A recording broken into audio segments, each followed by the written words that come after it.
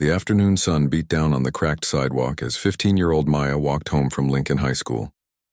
Her backpack hung heavy on her shoulders, filled with textbooks and the weight of another long day.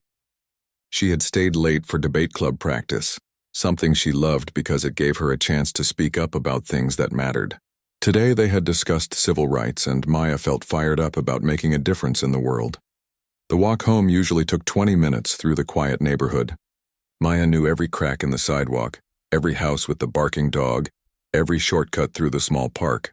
She was thinking about the history project due next week when she heard the car engine slow down behind her. The police cruiser pulled up alongside her, its engine purring like a predator. Maya kept walking, her heart starting to beat a little faster. She had done nothing wrong. She was just a student walking home from school like she did every day. "Hey, you there," came a voice from the car window. "Stop walking and come here." Maya stopped and turned toward the police car. Through the driver's window she could see Officer Derek Mills. She had seen him around the neighborhood before, and the stories she heard about him were never good. Her mother had always told her to be respectful but to know her rights. "Good afternoon, officer," Maya said politely. "Is there something I can help you with?" Mills got out of the car, his hand resting on his belt. He was a big man with cold eyes and a sneer that seemed permanently etched on his face. His partner, Officer Rodriguez, stayed in the passenger seat but watched everything through the window. "What are you doing walking around here?" Mills asked, stepping closer to Maya. "I'm walking home from school, sir," Maya replied, keeping her voice steady even though her heart was pounding. "I live just a few blocks from here." "Walking home from school?" Mills laughed, but it wasn't a friendly sound. "At this time of day? School's been out for hours." "I stayed late for debate club," Maya explained. "We practice every Tuesday and Thursday." Mills circled around her like she was some kind of criminal. "You got any ID on you?" Maya knew she didn't have to show ID just for walking down the street. But she also knew that arguing with a police officer could make things worse. "I have my student ID," she said, reaching slowly into her backpack. "Whoa, whoa, whoa," Mills shouted, stepping back quickly. "Don't reach for anything without telling me first. What else you got in that bag?" "Just my school books and supplies," Maya said, her voice starting to shake. She was getting scared now. This wasn't normal. She wasn't doing anything wrong. "Empty the bag," Mills ordered. "Right here on the sidewalk." "Officer, I haven't done anything wrong," Maya said, trying to stay calm. "Can you please tell me why you stopped me?" Mills's face turned red with anger. "Don't give me any lip, girl. When I tell you to do something, you do it. Now empty that bag before I empty it for you." Maya looked around, hoping someone would see what was happening.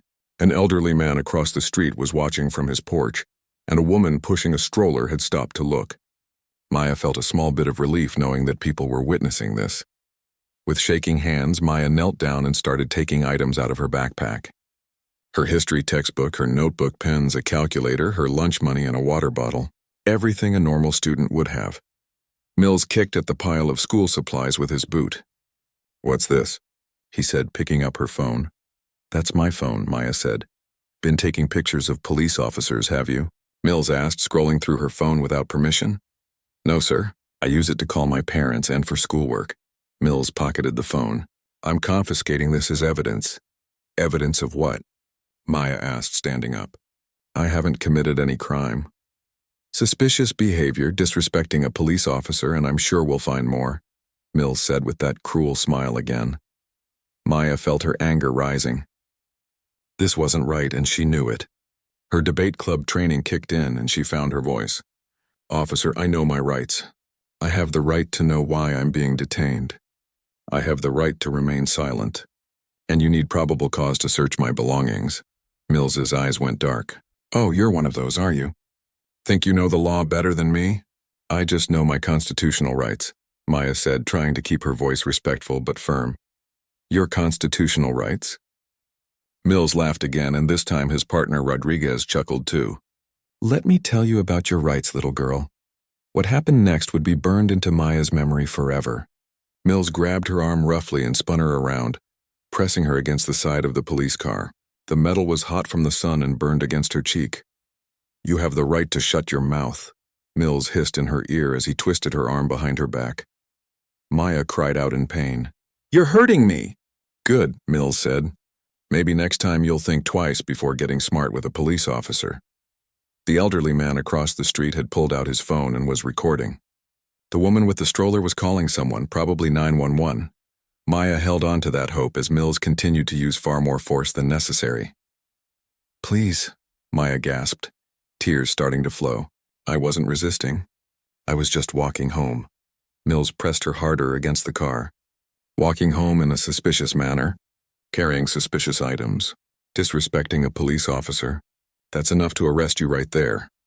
Maya's arm felt like it might break. She could taste blood in her mouth from where her face had hit the car, but even through the pain and fear, she knew this was wrong. This wasn't how police officers were supposed to treat people, especially kids. "My father is going to hear about this," Maya managed to say. Mills laughed the loudest yet. "Oh yeah? What's Daddy going to do? File a complaint? Good luck with that. It's your word against mine, and who do you think they're going to believe?" Rodriguez finally got out of the car. "Mills, come on, man. She's just a kid. Just a kid who needs to learn some respect," Mills said, finally releasing Maya's arm. Maya stumbled away from the car, her arm throbbing and her face stinging. She looked around at all the people watching, feeling embarrassed and violated. She had done nothing wrong, absolutely nothing, and yet she had been treated like a criminal. Mills tossed her belongings back at her feet, keeping her phone. "Next time I see you around here, you better walk the other way. You understand me?" Maya nodded, not trusting her voice. She gathered her things with shaking hands, stuffing them back into her backpack as quickly as she could. As the police car drove away, Mills and Rodriguez were laughing about something. Maya heard Mills say, "That'll teach her to mouth off to police." The elderly man came across the street to check on her. "Are you okay, sweetheart?" "I got the whole thing on video." Maya looked up at him with tears in her eyes. "Thank you," she whispered. "Thank you for watching." She walked the rest of the way home in a daze, her arm still aching and her spirit bruised. What she didn't know was that this was just the beginning. What she didn't know was that her father was about to show Officer Mills exactly what happens when you mess with the wrong family. What she didn't know was that Derek Mills had just made the biggest mistake of his life. Commander James Johnson was finishing up weapons training at the naval base when his phone buzzed. He was in the middle of instructing a group of new recruits on precision shooting techniques, something that required his complete attention. The phone buzzed again and then again. "Continue the drill," he told his team leader. "I'll be right back." James walked away from the firing range, pulling off his ear protection. 20 years in the Navy SEALs had taught him that when someone called repeatedly, it usually meant trouble. He looked at his phone and saw 3 missed calls from his wife, Lisa. His blood went cold. Lisa never called him during training unless it was an emergency. He called her back immediately. She answered on the first ring. "James, you need to come home right now." Lisa's voice was shaky and he could tell she had been crying. "What happened? Is Maya okay?" She's hurt, James. A police officer hurt our daughter." The world seemed to stop moving around James. In all his years of military service, facing enemy fire and dangerous missions, nothing had ever hit him like those words. "Where is she now?" "She's here at home. I wanted to take her to the hospital, but she begged me to wait for you first." "I'm on my way," James said, already jogging toward his truck. "Keep her safe." "I'll be there in 20 minutes. James had never driven so fast in his life. Every red light felt like an eternity. His mind was racing with questions and a growing anger that he hadn't felt since his combat days. Someone had hurt his little girl. Someone had put their hands on his daughter. When he pulled into the driveway of their modest 2-story home, he could see Lisa peeking through the curtains. She opened the door before he even reached it, and he could see the worry and anger written all over her face. "Where is she?" James asked. "Upstairs in her room." "James, she's really shaken up. Her arm is swollen and she has a cut on her face." James took the stairs 2 at a time. He found Maya sitting on her bed, still in her school clothes. When she looked up at him, his heart nearly broke. Her left cheek had a nasty scrape and she was cradling her right arm against her body. "Daddy," Maya said, and suddenly she was crying again. James sat down next to her and gently pulled her into a hug, being careful not to hurt her arm. "Tell me what happened, sweet." "Ethart, tell me everything." Maya told him the whole story, from walking home from debate club to being stopped by Officer Mills. She told him about the phone being taken, about being slammed against the police car, About the pain and the humiliation. James listened to every word, his jaw getting tighter and his hands forming fists. Did anyone see this happen? James asked, trying to keep his voice calm. Yes, Mr. Patterson from across the street recorded it on his phone. And Mrs. Chen with the baby saw it too. Good, James said. That's very good.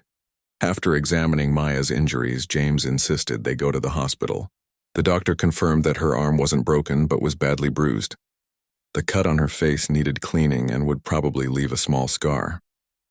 James asked the doctor to document everything and take photos of the injuries. I want a complete medical report, James told the doctor.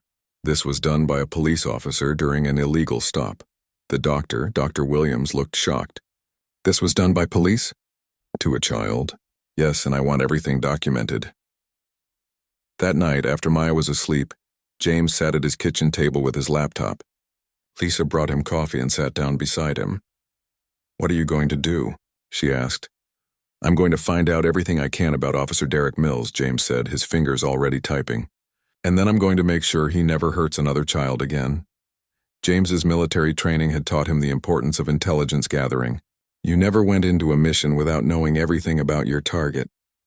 This wasn't a military mission, but the same principles applied.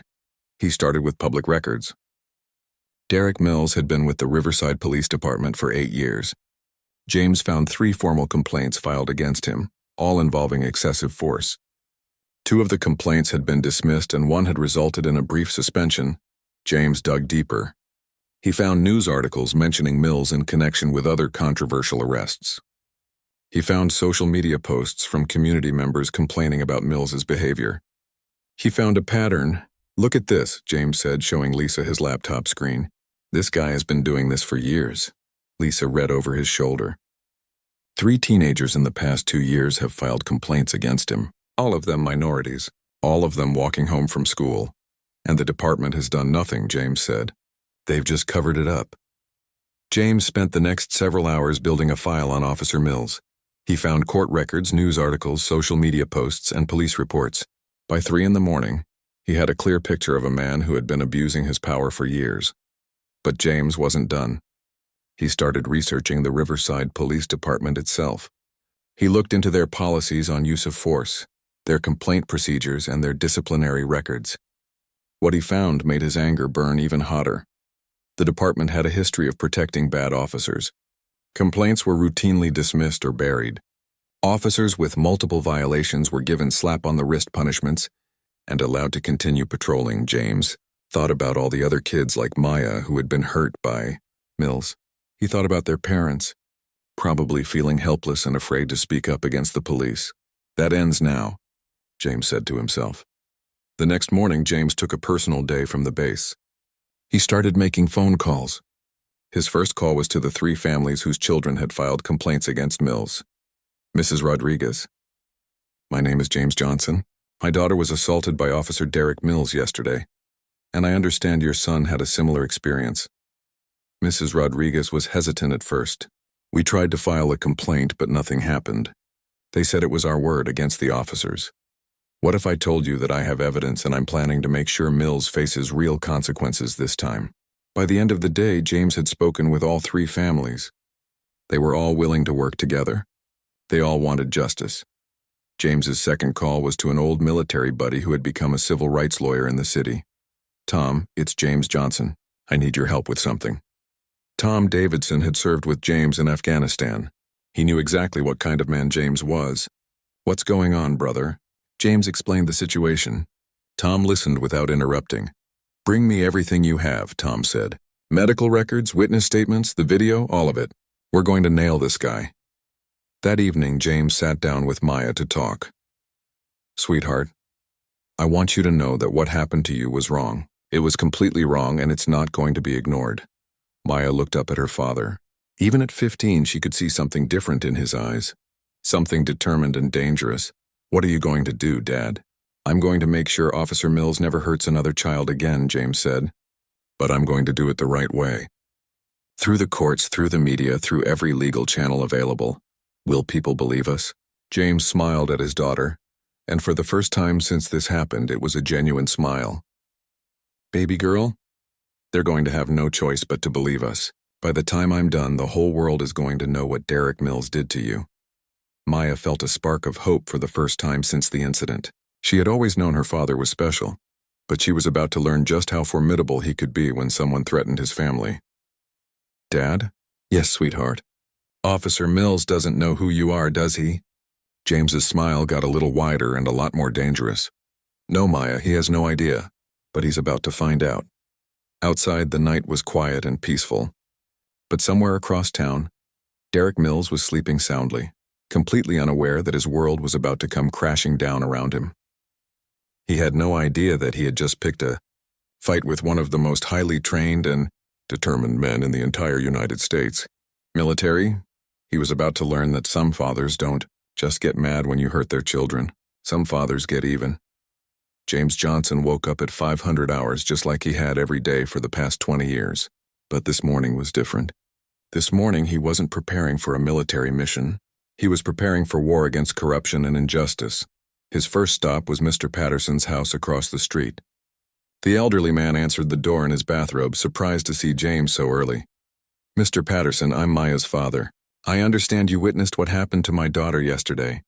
Mr. Patterson's face immediately grew serious. Come in, come in. I was hoping you'd come by. What that officer did to your little girl was disgraceful."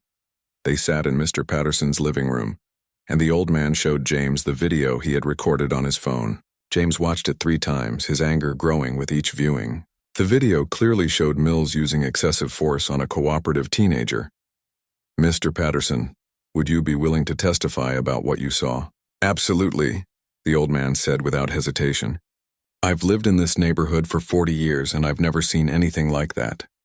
That officer should be in jail." James's next stop was Mrs. Chen, the woman with the stroller who had witnessed the incident. She was more nervous about getting involved, worried about retaliation from the police department.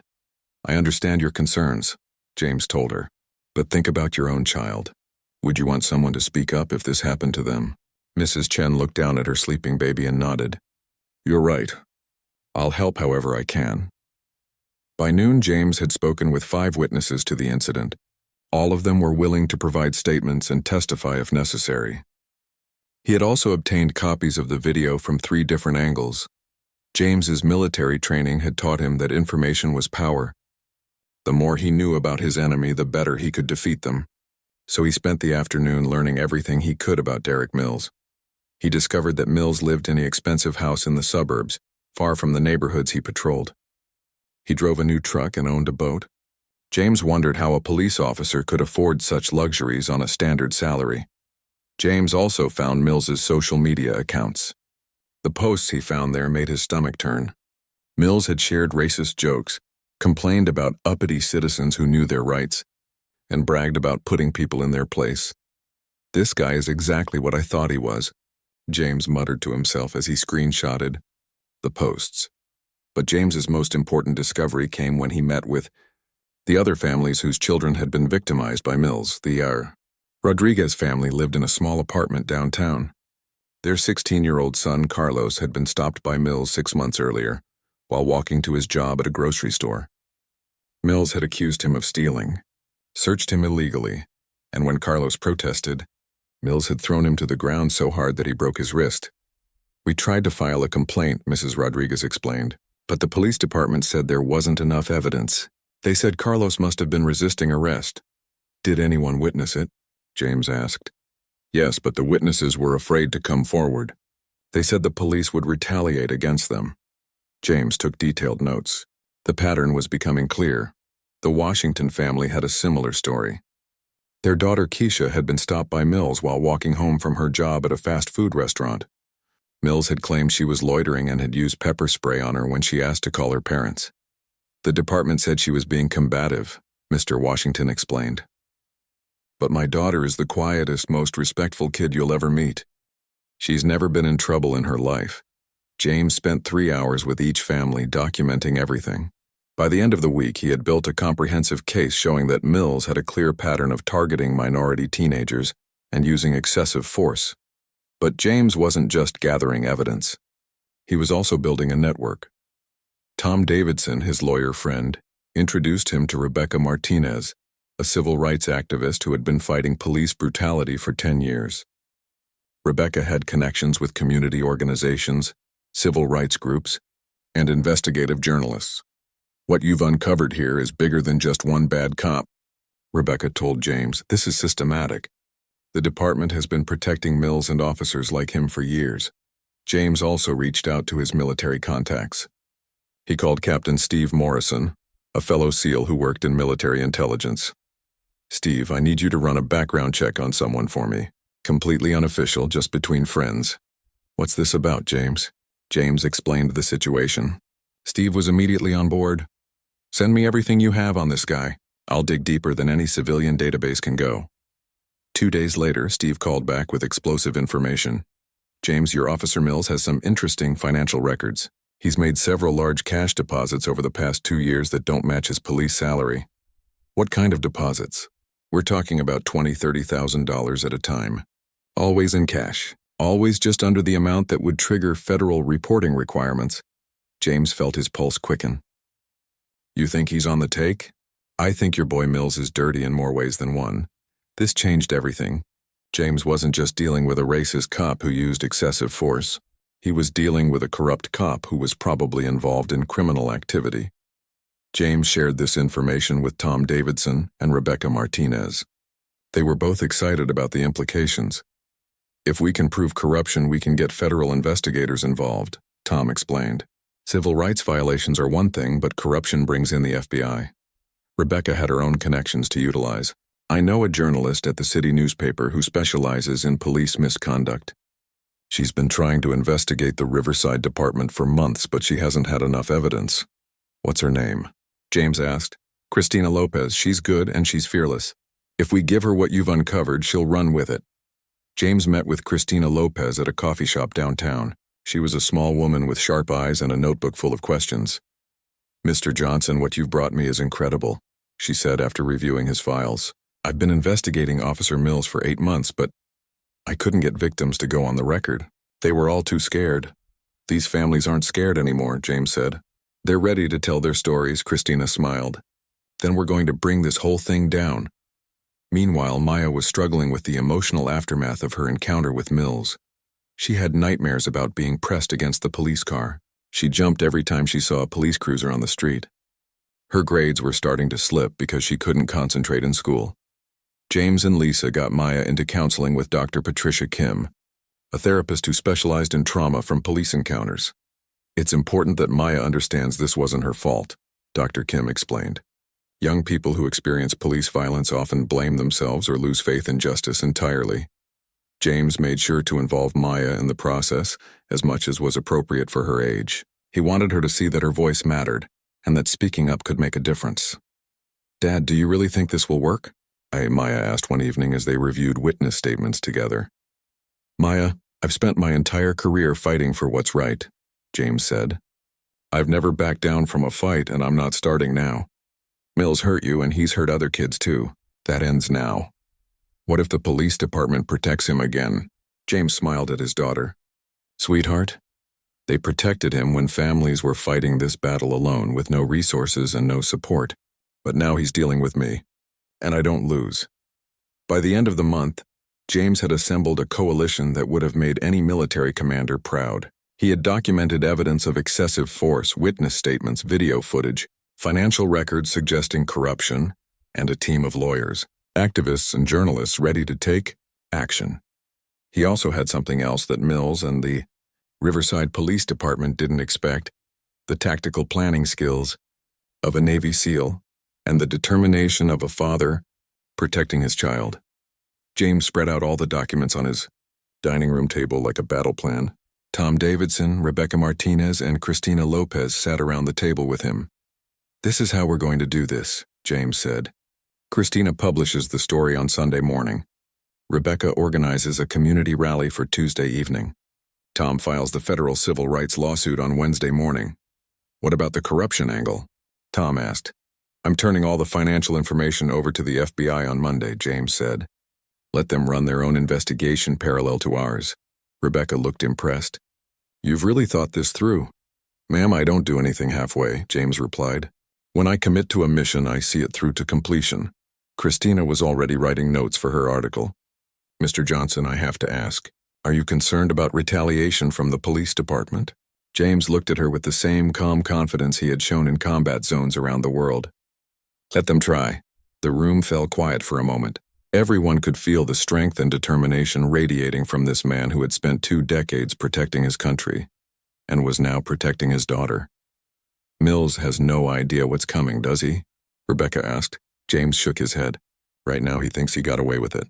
He thinks Maya is just another victim who will stay quiet and disappear. He has no idea that he picked the wrong family to mess with. Outside, storm clouds were gathering over the city, but the storm that was about to hit Officer Derek Mills would be unlike anything he had ever experienced. James Johnson was about to show him that some fights you simply cannot win. Sunday morning started like any other day for Officer Derek Mills. He rolled out of bed around 10, made coffee, and sat down to read the sports section of the newspaper. His wife was already at her sister's house for the weekend, so he had the place to himself.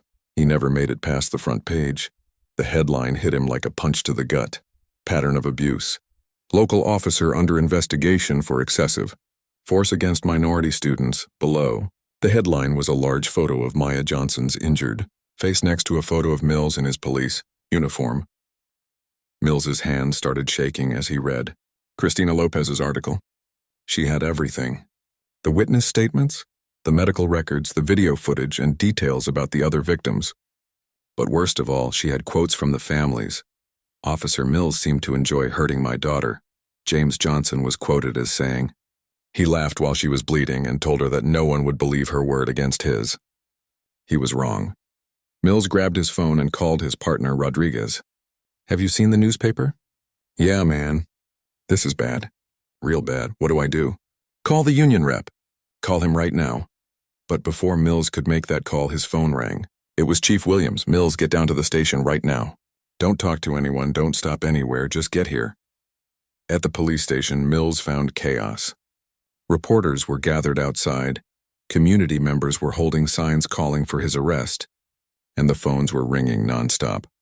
Chief Williams was in his office with the union representative and 2 men in suits that Mills didn't recognize. Mills, these gentlemen are from the FBI, Chief Williams said. They want to ask you some questions. Mills felt his world start to crumble. About what? Agent Sarah Thompson opened a thick file. About your financial records, Officer Mills.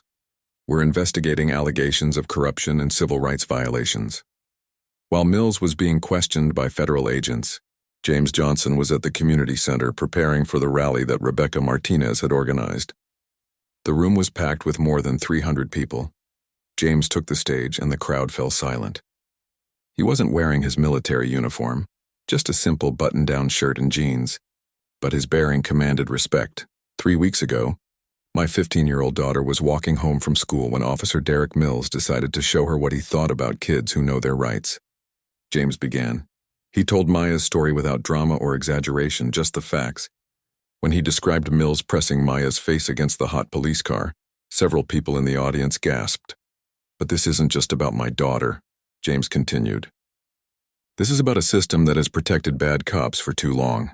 This is about a department that has ignored complaint after complaint because it was easier than holding officers accountable. The crowd erupted in applause. James waited for quiet before continuing. I've spent 20 years serving my country. I've fought in wars to protect freedom and justice. And I'll be damned if I'm going to let some corrupt cop take away my daughter's freedom to walk home safely from school. More applause, louder this time. Rebecca Martinez took the stage next and announced that 3 more families had come forward with similar stories about Mills. The crowd was getting fired up, but James made sure to keep things peaceful and focused. We're going to win this fight, James told the crowd, but we're going to win it the right way. Through the courts, through the media, through the democratic process. We're not going to become what we're fighting against. Maya was in the audience with her mother, watching her father address the crowd. For the first time since the incident, she felt proud instead of just angry. Her father was showing her how to fight injustice with dignity and strength. Monday morning brought even more bad news for Mills. Christina Lopez had published a follow-up article revealing the FBI's corruption investigation. The article detailed Mills's suspicious financial records and raised questions about other officers in the department. By Tuesday, Mills had been suspended without pay, pending the investigation. The union was distancing themselves from him, and his fellow officers were avoiding him like he had a contagious disease. Wednesday morning, Tom Davidson filed the federal civil rights lawsuit. The courthouse steps were packed with reporters and community supporters. "Today we're sending a message," Tom announced. "When police officers violate the civil rights of citizens, especially children, there will be consequences. Real consequences." The lawsuit named not just Mills but also the police department and the city for their pattern of covering up misconduct. James had insisted on this approach. "It's not enough to go after one bad cop," he had told Tom. "We have to change the system that created him and protected him." Thursday brought the news that James had been waiting for. Agent Thompson called him directly. "Mr. Johnson, I wanted you to know that we've arrested Officer Mills on federal civil rights charges. We've also seized his financial records and are investigating several other officers in the department." James felt a surge of satisfaction, but he kept his voice professional. "What happens next?" "Mills is being held without bail. We've found evidence that he was taking bribes from drug dealers in exchange for looking the other way. This goes much deeper than just excessive force." That evening, the local news led with the story of Mills's arrest. The reporter stood outside the police station as Mills was led away in handcuffs, his head hanging in shame. Officer Derek Mills, who just last week was patrolling Riverside streets, is now facing federal charges that could result in decades in prison, the reporter announced. James watched the news with Maya and Lisa. When Mills appeared on screen in handcuffs, Maya grabbed her father's hand. "He looks so small," she said. "Bullies always look small when they can't hurt innocent people anymore," James replied. Friday brought the moment that James had been building toward. Chief Williams called a press conference to announce that Mills had been fired and that the department was implementing new policies on use of force and complaint investigations. But James wasn't satisfied with just policy changes. He had demanded that the chief personally apologize to Maya and the other victims. The press conference was held at City Hall, with dozens of reporters and community members in attendance. Chief Williams read a prepared statement announcing Mills's termination and the policy changes. Then he looked directly at the cameras. "I want to personally apologize to Maya Johnson and the other young people who were victimized by Officer Mills. What happened to them should never have happened, and it will never happen again on my watch." James stood up from the audience. "Chief Williams, my daughter is here today. Would you like to apologize to her directly?" The chief looked uncomfortable but nodded. Maya walked to the front of the room with her parents behind her.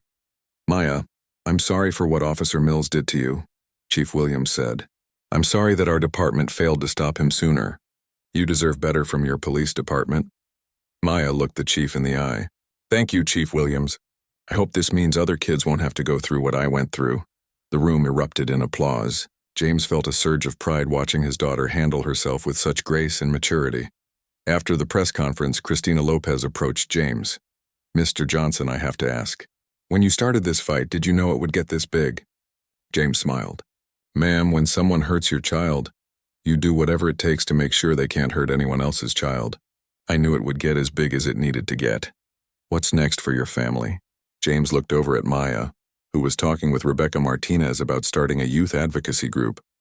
"Next, we heal, and we keep fighting for justice, not just for ourselves, but for everyone who needs someone to stand up for them." That night, James got a call from his commanding officer at the naval base. "Johnson, I've been following the news. I'm proud of how you handled this situation." "Thank you, sir. I just did what any father would do." "No, you did what a leader does. You turned a personal tragedy into positive change for your entire community. That's what we trained you for." As James hung up the phone, he realized that his commanding officer was right. All those years of military training, all those missions where he had to outthink and outmaneuver the enemy, had prepared him for this moment. Mills had thought he was dealing with just another angry parent who would eventually give up and go away. He had no idea he was taking on someone who had been trained to never surrender, never retreat, and never leave a mission unfinished. Maya came downstairs to say goodnight. "Dad, what's going to happen to Officer Mills now?" "He's going to trial, sweetheart. And if he's convicted, he'll go to prison for a very long time." "Good," Maya said firmly. Maybe that will make other bad cops think twice before they hurt kids. James hugged his daughter tightly. You know what I'm most proud of, Maya? What? How brave you've been through all of this. You stood up for yourself when Mills was hurting you, and you've been brave enough to tell your story so that other kids don't have to suffer like you did. Maya smiled. I learned that from you, Dad. You taught me to never back down when something is wrong. As Maya went to bed, James sat in his kitchen thinking about the past few weeks. Mills was in jail. The corrupt system that protected him was being exposed, and real change was happening in his community. But most importantly, his daughter was going to be okay. She was stronger now, more confident in her own voice and her own rights. She had learned that justice was possible, even when it seemed impossible. Officer Derek Mills had made the mistake of thinking that James Johnson was just another father who would be too scared or too powerless to fight back. He had learned too late that he had picked a fight with the wrong man at the wrong time. James Johnson didn't just get mad when someone hurt his family. He got even. And getting even meant making sure that justice was served and that positive change happened for everyone. 6 months after Derek Mills was arrested, Maya Johnson stood at the podium in the Riverside High School auditorium, looking out at an audience of students, parents, and community members. She was no longer the scared 15-year-old who had been brutalized by a corrupt police officer. She had become something much more powerful, a voice for change. When Officer Mills hurt me that day, he thought he was teaching me to stay quiet and accept injustice, Maya began, her voice strong and clear. Instead, he taught me that staying quiet is what allows bad people to keep hurting innocent people. The audience erupted in applause. In the front row, James and Lisa Johnson watched their daughter with pride and amazement. The shy girl who used to be nervous about speaking in debate club was now confidently addressing a crowd of 300 people. Maya's transformation hadn't happened overnight. The first few months after the incident had been difficult. She had nightmares, panic attacks when she saw police cars, and struggled with anger and fear. But with the help of Dr. Kim and the support of her family, she had gradually healed. More importantly, she had found a purpose. Maya had started a student organization called Know Your Rights that educated young people about their constitutional protections during police encounters. The group had grown from 5 students at Riverside High to chapters in 12 schools across the county. We're not anti-police, Maya explained to the audience. We support good police officers who protect and serve their communities. But we also believe that all police officers should be held to the highest standards, and that young people shouldn't have to be afraid when they encounter law enforcement. In the audience, Captain Rodriguez nodded in agreement. He had been promoted to captain after Mills's arrest and the subsequent investigation that had rooted out corruption in the department. Rodriguez had become one of Maya's strongest supporters, often speaking at her events about the importance of police accountability. After Maya's speech, James joined her on stage. The past 6 months had been busy for him too. In addition to supporting Maya's recovery and advocacy work, he had been working with the city to implement police reform measures. When my daughter was hurt, I could have chosen revenge, James told the audience. But revenge doesn't create lasting change. Justice does. Reform does. And that's what we've accomplished together. The changes had been substantial. The Riverside Police Department now had body cameras for all officers, a civilian oversight board with real power to investigate complaints, and mandatory bias training for all personnel. 3 other officers had been fired after the FBI investigation uncovered evidence of misconduct. Most importantly, the department had hired Dr. Patricia Kim as a consultant to develop new protocols for interactions with young people. Every officer now received training on adolescent psychology and de-escalation, techniques specifically designed for encounters with minors.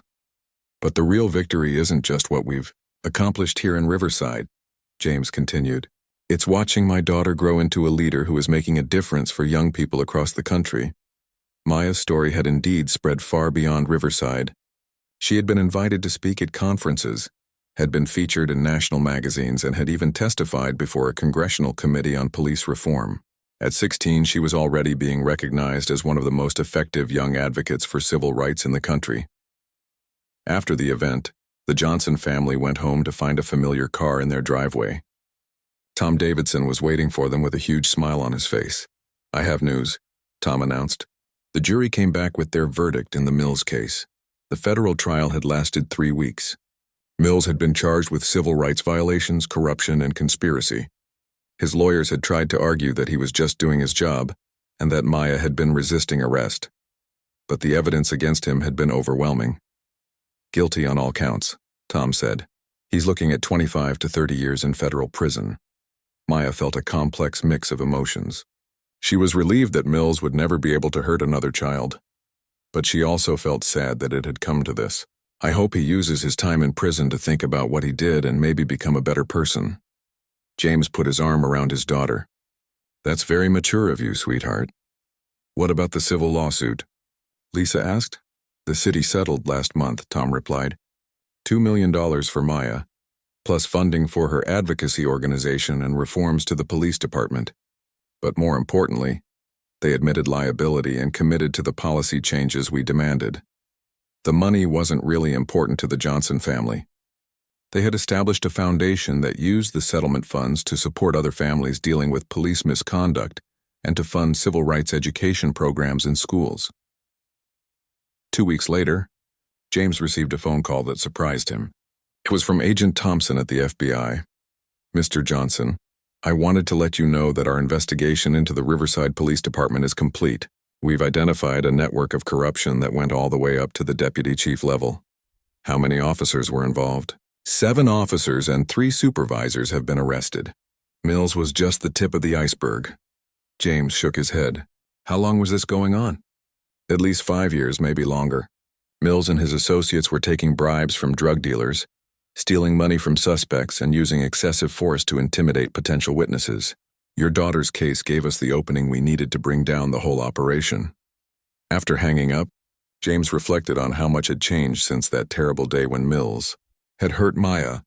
What had started as one father's quest for justice had ended up exposing and dismantling a network of corruption that had been poisoning the entire community.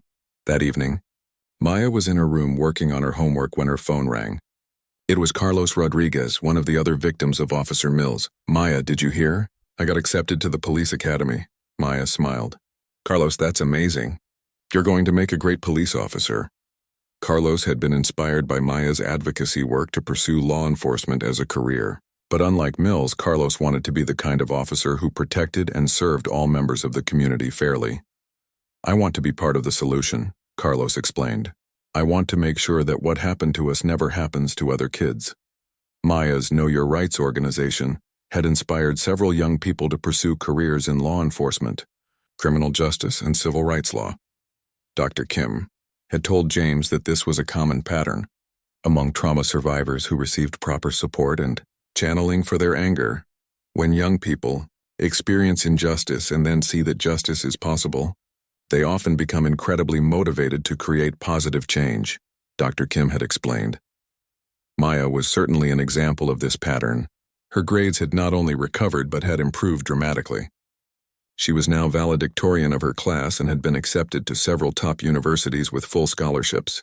She planned to study law and follow in her father's footsteps of serving her country, but through the justice system rather than the military. 1 year after Mills's arrest, the city held a ceremony to honor the Johnson family and the other advocates who had worked for police reform. Mayor Stevens presented James with the key to the city. "Mr. Johnson, your courage and determination have made our entire community safer and more just," the mayor said. "You've shown us that one person really can make a difference." In his acceptance speech, James made sure to credit all the people who had supported the fight for justice.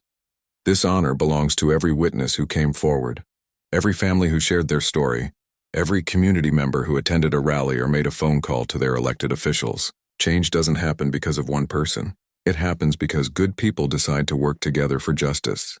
Maya also spoke at the ceremony. "Officer Mills thought that hurting me would teach me to be afraid and stay quiet. Instead, he taught me that speaking up for what's right is the most important thing any of us can do."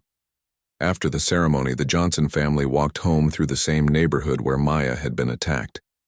But now it felt different. They passed several police officers who waved and smiled, including Officer Janet Park, one of the new community policing specialists who had been hired as part of the reforms. It's strange, Maya said as they walked. I never thought I'd feel safe around police officers again, but now I do. That's because these are the right kind of police officers, James replied. The kind who see their job as protecting people, not intimidating them. They stopped at the exact spot where Mills had attacked Maya. Someone from the community had planted a small garden there with a plaque that read, "In honor of all young people who stand up for justice." Maya knelt down and touched the plaque. Dad, do you think what happened to me was worth it? I mean, if it led to all these positive changes? James considered the question carefully. Maya, what happened to you should never have happened to anyone. It was wrong, and it was painful, and I would give anything to have prevented it. But since it did happen, I'm proud of how you chose to respond to it. You turned something terrible into something that helps other people. That's the mark of a true hero. Maya smiled. I learned that from you, Dad. You showed me that the best way to deal with injustice is to fight it, not run from it. As they continued walking home, James thought about Derek Mills, who was now serving his sentence in federal prison. James had heard through Tom Davidson that Mills had requested to participate in a restorative justice program where he could eventually apologize to his victims and make amends for his crimes. James wasn't sure if he was ready for that conversation yet, but he appreciated that Mills seemed to be taking responsibility for his actions. Maya had already said that she would be willing to meet with Mills if it would help with his rehabilitation and prevent him from hurting others in the future. That's very generous of you, James had told her. Dr. Kim says that forgiveness isn't about excusing what someone did, Maya had replied. It's about freeing yourself from carrying around anger. I don't want to be angry forever. 6 months later, Maya graduated as valedictorian of her high school class. In her graduation speech, she talked about the importance of turning challenges into opportunities to help others. 3 years ago, I thought my life was ruined by one bad police officer, she told her classmates. Today I know that experience led me to find my life's purpose, fighting for justice and equality for all people. In the audience, James wiped tears from his eyes. His little girl, hey. Dee grown into an incredible young woman who was already making the world a better place. After the ceremony, Rebecca Martinez approached the Johnson family. Maya, I have a question for you. How would you feel about running for city council when you turn 18? Maya laughed. I think I'll finish college first, but ask me again in 4 years. As they drove home from the graduation ceremony, Maya asked her father, Dad, do you ever regret not just accepting what happened and moving on quietly? James looked at his daughter in the rearview mirror. Maya, the day that police officer hurt you, he thought he was dealing with a powerless family who would just accept injustice. He had no idea that he was taking on a Navy SEAL's daughter, who would grow up to be one of the strongest advocates for justice this country has ever seen. Maya smiled. So that's a no? That's the biggest no in the history of no's, James replied. They all laughed, and for the first time since this whole ordeal began, it felt like they were truly, completely happy. They had faced injustice, fought it with everything they had, and won not just for themselves but for their entire community. Derek Mills had thought he was teaching Maya Johnson a lesson about power and fear. Instead, he had awakened a force for justice that would spend the rest of her life making sure that no other child would ever have to experience what she had experienced. Sometimes, the worst thing that happens to you becomes the thing that shapes you into exactly who you were meant to be. And Maya Johnson was clearly meant to be a champion for justice.